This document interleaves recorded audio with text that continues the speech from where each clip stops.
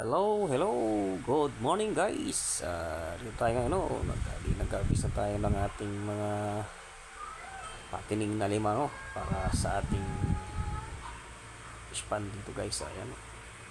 Bali ito, guys, prepare na tayo pag-release ng natin. Patining na limango. Ibibenta na natin sa sa bayan. So, tinatalian na natin ito, guys. Sinasizing natin.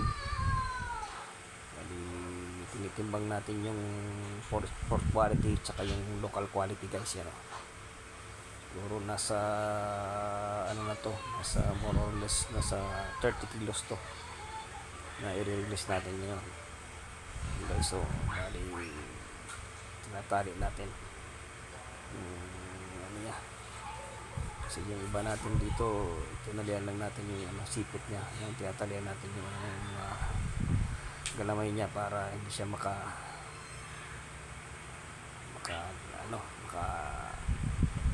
labas ng karton. Ayan, guys, yan tinimbang natin yung sizing niya kasi iba-iba ang price dito.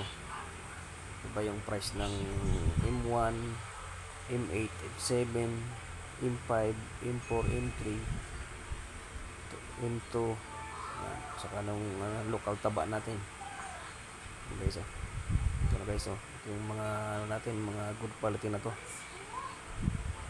pa. Ito naman halo-halo to dito, guys. Yan, okay, ready for release natin yan. Titimbangin natin itong local quality natin, guys. Bali ito ibinibenta natin ng 600 per kilo yung mga local natin dito, guys. Ito na tayo kasi may bumili dito na on the spot, guys. Bumili ng 10 kilo. Tayo ay magre-release ngayon 10 kilo, guys. Yan, ito sa 5 kilos to. Ay, pala, 3 kilos pa lang to, 3 kilos. Guys, sana ulit tayo kasi medyo kulang yan. Halo-haloan natin yan. Yung, guys, yung iba pa, bagong huli niya sa labas kasi yung mga patinda yung iba naman ang uhuli dyan sa sa labas natin dyan sa fish pan, guys. Yung iba nito nasa patining natin, nakalagay lang sa cage, inabot ng ating tao dyan, guys. Yan, timbangin natin ng kaya ito na, guys. Tinali na natin, hindi po release na to. 5 kilo to, guys. Yan, nasa 5 kilo yan, guys. Timbang naman tayo ulit. Ito naman pala yung mga good quality na rin to. Yung kanina local quality yan. Ito yung mga export quality natin, iba rin ang price nito.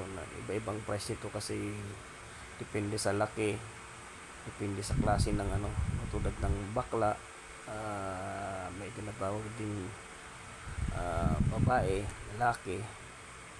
And, guys, iba-ibahin natin ng ito, ang